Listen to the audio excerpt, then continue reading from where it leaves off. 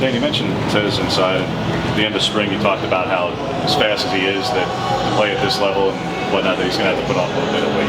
You mentioned some guys who made some gains. Where is he at in that process? Because, to play 12 games in this league, he's going to have to be more than 155 pounds. Yeah, he's had great progress this offseason, but there's still time, there's still summer left for him that can have continued progress. What did you learn from spring ball about your team? That we got competitors. We got a competitive team, guys that want to go out there and get work, the kind of guys that beg for extra work, which I think is a big plus. Other than your program pillars, just what other themes that you've kind of noticed developed throughout the spring that kind of sets apart last year's team from this year's team?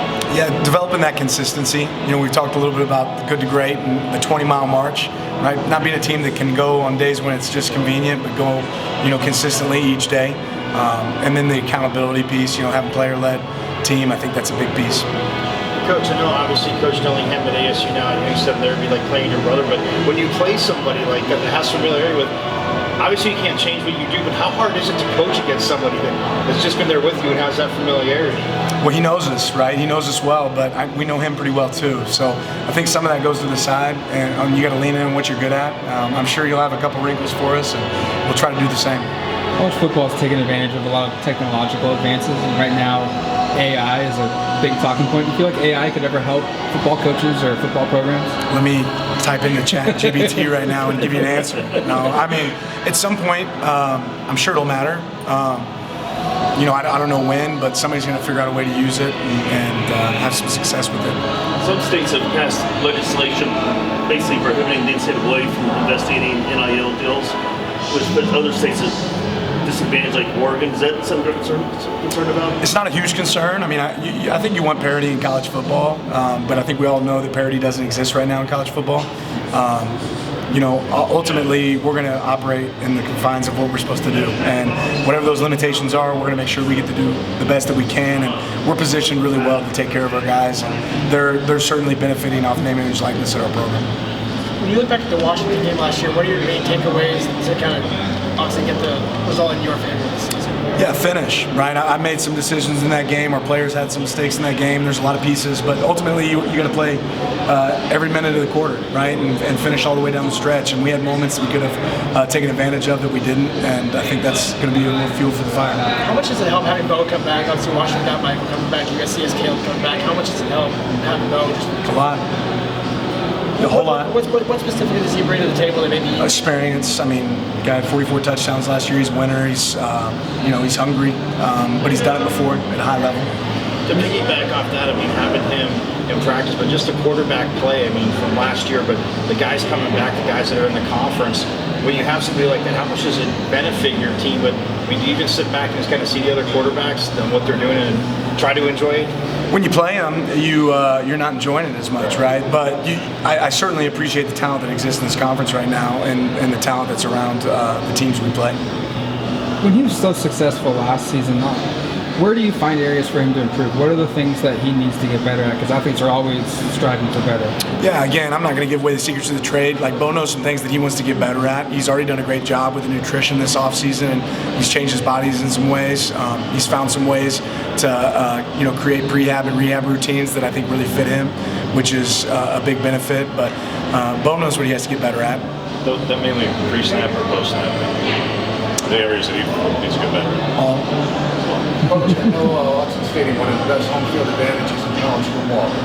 USC coming there, I know it's one game at a time, coach's cliche, but SC's going to Autzen for the last time in the Pac-12. What the hell is that atmosphere going to be like? The great thing about Autzen is it's always a great atmosphere, so I promise our fans will be dialed up for that one. We got some work to do before we get there, but it'll be a great environment. Same thing with Colorado and a few games before them, but has it been interesting just from an outside point of view, seeing kind of how they've elevated a lot of hype around their program the last 6 months or so? Yeah, they've certainly created some excitement, which I think is great for the conference and great for college football. And Coach, to piggyback on the NIL, not that people weren't in favor of, but just the speed of how it got enacted. I mean, from a program standpoint, a conference standpoint, is it a little bit frustrating that there wasn't, I'm not saying babysitting, but more of guidelines, especially for programs and everybody, because you're just kind of getting thrown into it? Yeah, it's hard to go back and relive the past, right? We got to focus on what we control.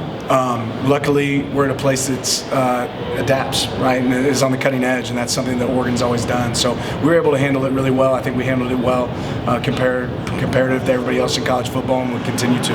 Is Roderick Pleasant going to open at cornerback, or any talk of him on offense? Or? We'll see. You now officially have your first full signing class on campus. Just what are you most excited for in the class of 2023, including the incoming high schoolers and kids that you pulled from the portal? Yeah, I'm just, that group, when you sign talent, you want to see what they develop into, and you hope that you can trust your evaluation. But more than that, I think we have great kids on campus. I got to go sit in a freshman class the other day, and I noticed all of them were sitting in the first 2 rows. I think they noticed I was in there. But it's a good group. We got a great group of young kids that are going to be a big part of what we do moving forward if they continue to work hard. I think you referenced 3 different books during your podium talk. What's the best book you've read this summer?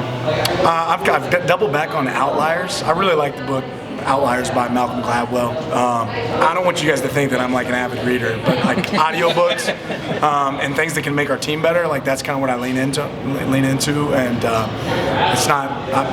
My mom would be proud, but I'm not like just tearing open a book every night. What influence did Georgia and working with Trevor Mawad before his passing have on that, though, man? Because, his last book wrote extensively about his work with Georgia, among other teams, but obviously you've experienced that. You saw that, and to Matt's point, you've referenced many. I've talked to you about many. What did that experience, how does that influence how much you try to find those things? It's because you saw the benefits of it there. Yeah, it's important that you capture the attention of your players, right? And that message, you have to be willing to adapt your message to the players that you're around. And I think Trevor was phenomenal at that. He did a great job of really taking a deep dive into what made people tick and how can he capture an audience. And I think that's kind of my job as a head coach, is to figure out what message is going to stick. So what's your process then of getting to neutral? I don't know that I have a great process. I got some resets that I hit, and really ultimately focusing on, for me, what can I do better, right? But also, where can I make sure I'm focusing on the things that we talked about earlier that I can control? And that's the big piece. I can control my temperament. I can control my mindset. I can't really worry about the things I can't control. You referenced the 850 hours of community service. That's a lot. Yeah, it's a ton. Where does that drive come from for wanting your team to be out there like that? Well, I think it speaks, one, to the challenge that I kind of put on our player development staff. We have a great group there. Usman Kamara, right, Carl Holmes have both been phenomenal additions to our staff. We've got to work with 16 different organizations this offseason and really be a part of some fun projects. And when you get all 127 players involved, or 130 players involved, and now you're talking about having an opportunity to really make an impact. I know a lot of coaches don't like to talk about players that left their program, but what kind of players is Washington getting in Darren Barkins? Say it again. Darren Barkins, just kind of what kind of a player that is Washington getting? I know coaches don't like to talk about players that are not in their program anymore. But you're still asking a question. He's a great kid. I love Darren. I'm wishing him nothing but the best. He'll be a good one. There's been a lot of churn even before you came here. The inside linebacker position. Go back 2 years. Jeff is the only guy left. Not even from last year. And I think only Devin Jackson is the only other one. How important is it to, even as you add transfers coming in, to create a level of stability in that room that just hasn't been there, again, before you even got here, but to try and achieve that, to not just get results and success, but stability? Well, I'll take results and success if we can do that. I'll always lean on that. But yeah, you certainly want stability in your program, but college football is different now. There's going to be changes. And that starts with us doing a great job in recruiting, getting the right pieces in place, and I feel really good about that. How much on the back end are you involved directly in that room, since that is your natural old playing position? Did you leave that to Jake before? Do you leave that to Brian now, or are you in that room a lot yourself? Yeah, our entire defensive staff is super involved, and really everything that goes on that side of the ball. And there's no secret that I like to spend time on that side of the ball, but it's not just with that position. And we got great coaches, Coach LePloy. Our entire defensive staff is really talented, so excited to see what they're able to do with the guys that we have. Oregon's produced a lot of quarterbacks that have gone on to do a lot of good things.